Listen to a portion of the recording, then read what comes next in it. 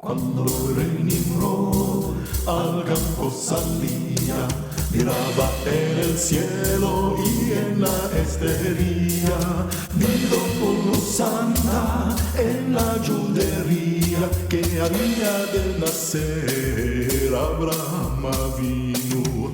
Abraham Avinu, Padre querido, Padre bendito, luz de Israel. Abraham Avinu, Padre querido, Padre bendito, luz de Israel. A mujer de Tera quedó preñada y de día en día él le preguntaba: ¿qué tienes la cara tan desnudada? Ella ya sabía el bien que tenía.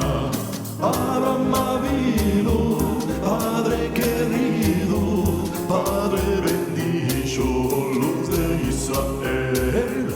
Abraham Avinu, Padre querido, Padre bendito, luz de Israel.